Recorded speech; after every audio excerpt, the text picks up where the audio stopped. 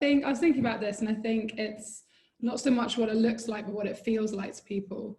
And I think it feels like the absence of fear, like the absence of fear that what you do or say or being fully and unapologetically your true self will be used against you in some way, or will some way be used as a weapon to hinder your progression. I think there's a lot of things it's not as well. It's not a percentage, it's not an exercise, it's not a tick box, which I think is coming up more and more and more. It's the full experience, it's how you experience life, it's whether how many barriers you experience, and it's whether those experiences you have are positive in your progression or are negatively used against you. So it's all about kind of being able to be somewhere without being questioned about the type of background that you're from or any oppressions that you have. Inclusion is about having everybody within your organisation feeling like they're all completely accepted. They all have their own experiences, and that should be celebrated. However, it should never be questioned. And it's giving someone I suppose it's an old cliche saying, giving someone a seat at the table and making sure that everyone's voices are heard.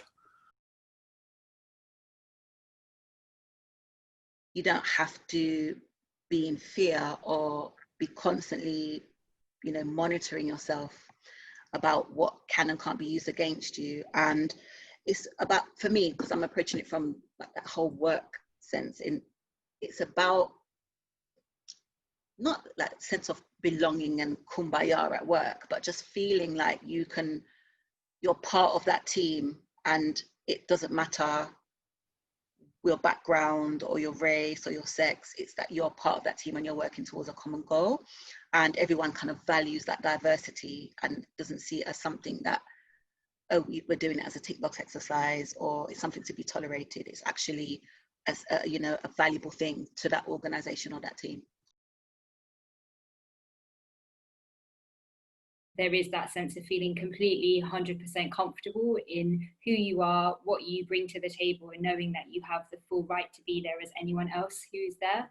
And that's not just in the workplace. I think it starts from such a young age, from when you're at school, and that confidence building that happens around making yourself feel like you do belong there and that you are just as, you have just as much right to be there as anyone else. That's at school, university, workplace, society, in communities. It kind of just starts at that young age, and I think it just kind of builds and builds. So some of the things that we look at work at the Trust, for example, is like, how do we make sure that schools are places that young people can feel like they can be themselves and that they can come and learn and be who they want to be. For me, it's like a principle almost, like in terms of a way of life that we just choose to have, that everyone chooses to have, in the same way you learn like right from wrong. It's just one of those really basic concepts that I wish that if we did, emphasize more in schools, or have that so ingrained within the curriculum and the way that we teach our young people about fairness and equality, then I think it wouldn't even be an issue that we would be looking at hopefully in the next 20, 30 years time. One of the things that I always kind of say to anyone in the organizations when they're calling me in to do training, or they're trying to understand how they can increase their diversity, especially in their talent pipeline, is, why are you doing this? Is it because you want to look like you're diverse? Is it because you want to create an impression? And I'm very candid, and I will tell it as it is. But the tick boxing, I hate it, because what you can then ask a follow-up question is, so if there wasn't a business case for diversity, if there wasn't a business case for inclusion, would you do it? It needs to be less tick boxy, less performative, but actually a culture. I think we need to kind of scale back and stop, not even scale back, but move past the metrics and the numbers and really look at what kind of environment do we want to create. Because when you're in an organization where you feel like you belong, you're more productive, your well-being is enhanced, and you feel more a sense of loyalty to that organization, so you're less likely to leave, and you're more likely to kind of stick it out and do good for that business, whereas opposed to if you're there and you feel a bit like it's not really quite right, or you feel a bit uncomfortable, and there's certain parts of yourself that you hide you don't bring fully to work because you're afraid, especially like me as a Black woman. I remember, you know, this is one of the reasons why I do a lot of coaching around authenticity, because we're always monitoring ourselves. Like if you work with a Black woman in a corporate organization, 10 to 1, they're monitoring how they speak, what they say, because those things, it's always that perception that it's being judged. Similarly, if it's somebody that has a disability or a hidden disability, you never know. And it's just, when are we going to move past that? I actually don't know the answer to that, but I definitely agree that it shouldn't just be numbers. It shouldn't just be a tick box. It needs to be more of a conversation and not measured. What needs to kind of be put into, embedded into the culture in that organization from the ground up, as well as being communicated from the top down. If I'm speaking to a business who are at the start of their D&I journey, and they want more diverse people into their business because they want to create that creative mindset, they want to create a better culture within their organization. For me, I just tell them to be authentic about it, and actually just turn around to whoever it is that you're looking to attract and say, you know what, we're not diverse at the moment, but we want to be, and this is why we want to be, and this is where we need to get to. But so many businesses are scared of putting that out there because of how they could be perceived. But in fact, you probably get a huge influx of candidates from diverse backgrounds because this business are being open about it and saying, we need you to help us create a diverse culture. We need you to help us create that diverse thinking within our business. So unfortunately, we've still got a long way to go. Kind of time and time again, some of the conversations that I have with young people is, how are they meant to then differentiate one organization from another if all they are ever being presented with are like diversity numbers and information about like, this firm has got this much diversity and this firm hasn't, etc. So I think that in order to help, you know, new talent come through, there needs to be a change in how we converse with young people about how do we actually select a firm or an employer or a university, or, you know, any of those different categories, if only what they have to go on are numbers. Because I understand the value of, you know, data. It is kind of a huge part of the work that I do at the Trust, but there's also, I think, something that goes beyond numbers, which I think firms need to also recognise, which is the stories and the lived experiences of their staff, which I feel don't always come across as strong as some of the numbers do. And you can understand why numbers are used, because it is a common metric that kind of allows people to compare. But I think that there needs to be a shift, both in the way that employers approach that, how things like, you know, certain organisations that kind of put those awards and metrics and things, kind of almost standardize them as like, this is the way that you're going to show that you're good, by applying for this award and then showing all these numbers and stats and things, to be able to then allow young people to then be able to see through that data and find out, you know, which firm is the best firm for me. You know, how do we expect young people to know that if we don't help them with providing them with that truth? And I think that that's a really kind of hidden part, I think, of like the decision-making process that young people go through. Oh yeah, we know we need to target certain types of people, etc. But then what is the offering? What's the value exchange? It's like, yeah, you're making the business more diverse and hopefully cross-pollinate ideas, be more progressive and more innovative. But then what is the flip side of that? How to make sure that those ideas can actually be fostered really, really positively. Are you offering mentorship schemes? Are you offering buddy schemes? Are you offering informal support outside of work hours? Are you offering like groups of people that are going to be fully funded by the organization to be able to have talks every week? Are you allowing safe spaces to actually take place within the organization or on Zoom or whatever it is in the future, for people to be able to share ideas in a very safe space and then share them with the organization, rather than feel like they're being looked at by directors all the time? Like, what is the value exchange that the organizations who are fully committed to being very inclusive, what are they doing to include those voices? Is there something very like valuable about saying we've done it wrong, yes, but we want to learn how to do it right. And the first thing before that is asking people who are of a minority, what do you want from this organization? What would make you feel supported? Give a platform, give a voice. Say, how would, you know, if women were part of the organization of buildings, do you think we'd only have like 4 toilets per building? No, because we know that women take longer to go to the toilet than men. The reason why nothing happens is because they make these pledges to these wonderful, you know, diversity statements, but there's no real talent strategy in place to attract the right kind of candidates, diverse candidates, and they're looking in the same places, and there's no innovation, and there's no kind of break from tradition. It's just, oh yes, we've got this amount of people, this amount of that group. Oh, we're diverse, we're wonderful, come and work for us. But actually, those people are being kept at a certain level, or they don't get to ever progress. So they leave.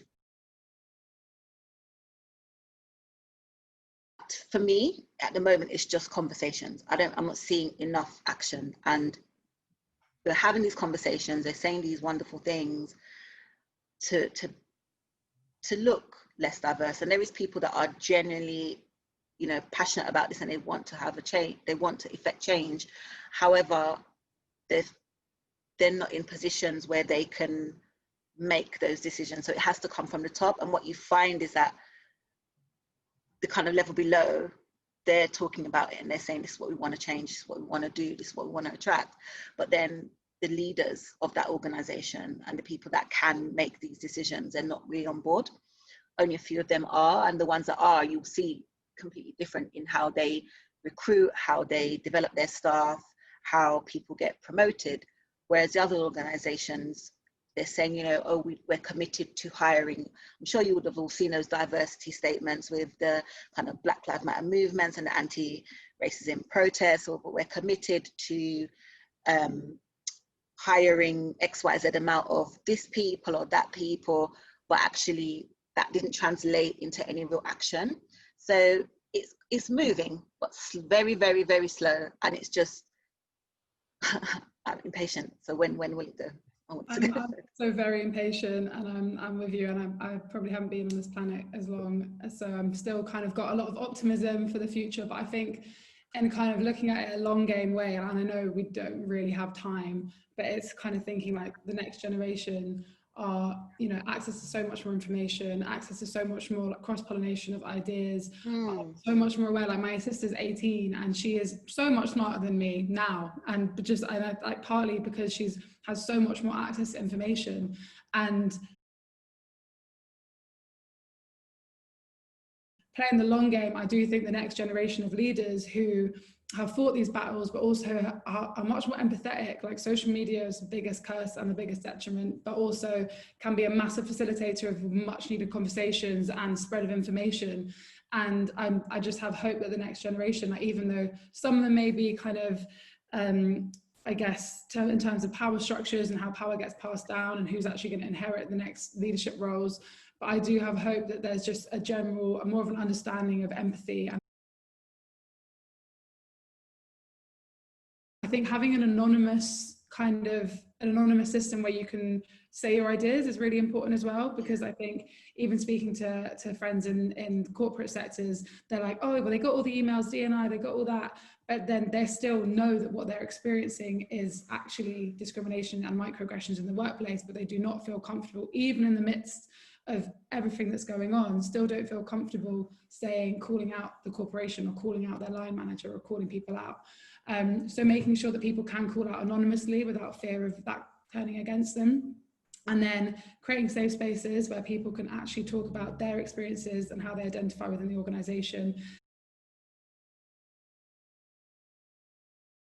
And then 100%, like, I love the idea of reverse mentorship and reverse mentoring. So say you've got a new young employee or someone of a minority, and the way that they they have like a manager or someone, the manager is giving them informal advice, helping them out on their day-to-day, making sure they have any questions answered straight away. But then also they're asking questions to the person who's just come in and really learning from them and allowing that person to almost mentor them, letting their lived experiences inform what they're telling their manager, letting them say to them, this is how I've experienced life and this is how I would do that differently. So I think that kind of reverse listening, reverse mentorship could be really powerful in creating a really inclusive atmosphere and environment. So I was questioned yesterday on a call with another organisation by a member of the SLT for this organisation about why he should go through privilege training, because he sees himself as being diverse, but however the company in itself was very white, it was very male, it was very middle class. So I think that's key in understanding not only your white privilege, but actually all the other aspects of privilege that comes with that as well. There's a whole intersectionality of privilege. So me, myself, as a gay man, I have privilege over someone who is trans, for instance. So it's breaking down privilege and making them understand that obviously white privilege is what's prominent at the moment with everything that's happened in the world this year and everything that will continue to happen going forward. However, there are all these other aspects of privilege that you may have over someone. In reality, they just care about numbers, how much money you're going to make. There's research out there to show that there is a business case for diversity. They make more money. Companies make more money. So if you can translate that into like a presentation and go to your SLT and show within this organization, look at a comparable organization that is more diverse. And it shows that research shows that companies that are more diverse are 42% more likely to be innovative. They make, I think, 16% more profit. And it's the truth also for if the company looks the same, if everyone is the same, they end up making less money. And this is what SLT understand. So presenting that information, I remember once I wanted to change a recruitment process, I literally had to present stats and info around why you need to do things more robust and how much more money that could mean that you would save if you do it this way. And that's how you would get the SLT involved. But then also you need to kind of find an ally. You need to find somebody that is a champion that you can build a kind of rapport and relationship with in that SLT, or get your manager or somebody else to do it that can kind of champion what you want. I mean, I ran a panel last year for International Women's Day, and I was the only man who set up the International Women's Day events that we had at a previous workspace, and I invited our director to come along to one of the panels. And he said, well, it's not really for me. And I was like, well, actually, in the position that you hold, it is for you. And what we were talking about was, where are all the female icons? And we were talking about females in leadership. And he said, I'll come along for 5 minutes. And then just to kind of see what's happening. And he turned up for 5 minutes, but then he was there for 1 hour and 50 minutes after that. So he saw the benefit of what it was we were talking about. The room was absolutely packed full of female students who wanted to hear these voices, wanted to hear what it was like and the things that women have come up against within the workplace. And then we ran sessions for a member of the management team after that session, because he saw it and he bought into it, and he kind of really was engrossed in what it was that we were trying to get across. So I think that's key, is actually getting them really involved in the activity, not just what's happening at the top. And I think what you said was really valid about showing them the stats, because obviously it is a business at the end of the day and that's what you need. However, I think we need to get that emotional response from them as well and actually get them involved in the activity, and that way we can move forward.